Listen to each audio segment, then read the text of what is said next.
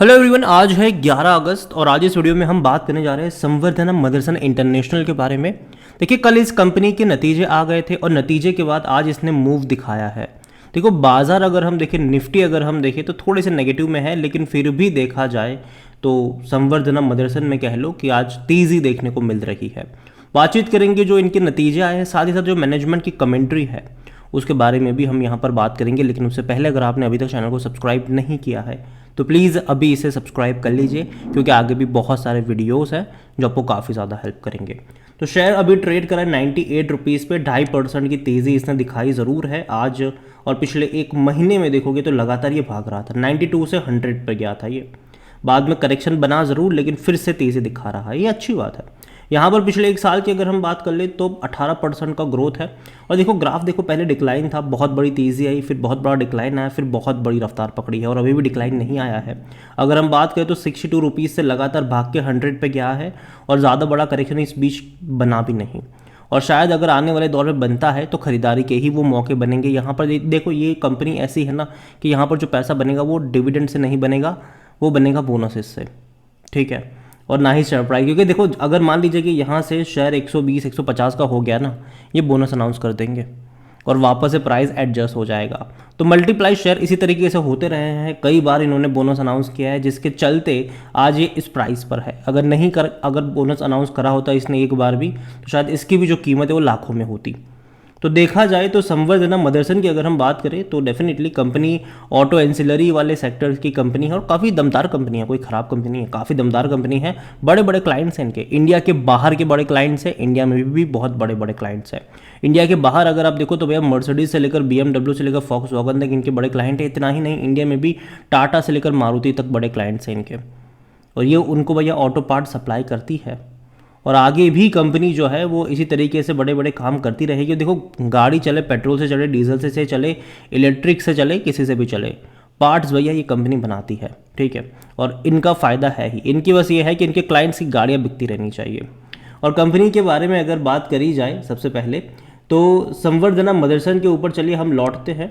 तो यहाँ पर अगर इनका जो मार्केट कैप है वो 65,000 करोड़ के आसपास का है। पी रेशो 33 का है, अभी भी कम है एवरेज इंडस्ट्री से। इनके ऊपर जो कर्जा है वो भी कोई ज़्यादा बड़ा कर्जा नहीं है, वो भी एक अच्छी बात है।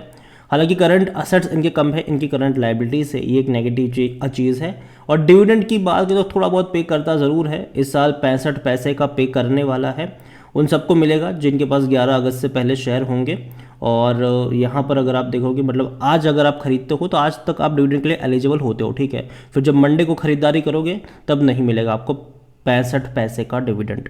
यहाँ पर बात करी जाए तो इससे पहले भी पिछले साल भी 65 पैसे का ही इन्होंने डिविडेंड पे आउट किया था, और बोनस तो कई बार पे कर चुका है। और जहाँ तक बात करें इस बार के इनके रिजल्ट्स की जो कि कल आए हैं, तो हालांकि रेवेन्यू अगर आप देखोगे तो 22,460 करोड़ के आसपास के रहे, जो इससे पहले मार्च में भी उतने ही थे। मतलब रेवेन्यू पिछले क्वार्टर के मुकाबले बढ़े नहीं हैं, लेकिन पिछले साल के 17,615 करोड़ के मुकाबले तो भैया बहुत बेहतरीन रेवेन्यू आए हैं इनके, तो एक अच्छी बात है। और अगर हम बात करें प्रॉफिट्स की तो इस बार का प्रॉफिट है 600 करोड़ का, ठीक है। अगर आप पिछले साल की 140 करोड़ से कंपेयर करोगे तब तो भैया वाकई में बेहतरीन है। लेकिन इससे पहले के इससे पहले का जो मार्च क्वार्टर था तब 650 करोड़ के भी प्रॉफिट थे, तो उसके मुकाबले 8% का डिक्लाइन है प्रॉफिट में। लेकिन फिर भी मेरे हिसाब से जो नंबर्स आए हैं वो अच्छे हैं, ख़राब नहीं हैं। अगर कंपनी के ऊपर अगर हम बात करने जाए, मैनेजमेंट की कमेंट्री के ऊपर अगर हम बात करें, तो जो कंपनी के चेयरमैन है मदरसन सूमी के, विवेक चांद सहगल, उनका स्टेटमेंट भी आया है कि we have delivered another quarter of strong performance, the automotive industry is stabilising with new cost structure and Motherson continues to adopt the evolving landscape. यहाँ पर उनका ये भी कहना है कि Samvardhana Motherson is working in close collaboration with customers and to better serve them in this challenging time it has close 7 acquisitions with their support. तो भैया जो अपने क्लाइंट्स है, कस्टमर्स है, उनके साथ वो कोलैबोरेट करके काम कर रहे हैं। और इन्होंने 7 बड़े एक्विजिशंस में भी हाल फिलहाल में किए हैं, और जब हुए हैं मैंने आपको वीडियो बनाकर अपडेट भी किया है। This acquisition will further increase our value added content and will provide new growth opportunities for Motherson. देखिए, अगर हम बात करें मदरसन सुमी की, तो मदरसन सुमी देखो पहले ना अगर आप देखो तो सिर्फ और सिर्फ ऑटोमोबाइल जायंट था ये, ठीक है। लेकिन बाद में कंपनी ने कहा कि जी नहीं, हम नॉन ऑटोमोबाइल बिजनेस पर भी फोकस करेंगे, और इसके लिए बाद उन्होंने कई बड़े छोटे मोटे एक्विजिशंस भी किए, चाहे लॉजिस्टिक हो, एरोस्पेस हो, वहाँ पर उन्होंने एंट्री करी और टारगेट रखा था कि भैया अपने टोटल रेवेन्यू का 25% जो है वो इनको अपने नॉन ऑटोमोबाइल बिजनेस से मिलना चाहिए, और धीरे धीरे वो उसमें कामयाब होते नज़र भी आ रहे हैं, और ये एक अच्छी बात है, ठीक है, ये एक अच्छी बात है कंपनी के लिए। और अगर बात करी जाए संवर्धना मदरसन के शेयर होल्डिंग पैटर्न की, तो देखिए यहाँ पर जो प्रमोटर की होल्डिंग है वो 64.77% की है, 1.91% की होल्डिंग थोड़ी सी यहाँ पर गिरवी ज़रूर है, 9.22% है पब्लिक के पास, जो पब्लिक लगातार बेच रहे हैं, 12.53 से लगातार हर क्वार्टर में इन्होंने बिकवाली करी है, पिछले 3 क्वार्टर में अगर आप देखोगे तो, जबकि एफआईएस ने खरीदारी करी है, पिछले 2 क्वार्टर से एफआईएस खरीद रहे हैं, 8.24 से 10.83 पर आ चुके हैं।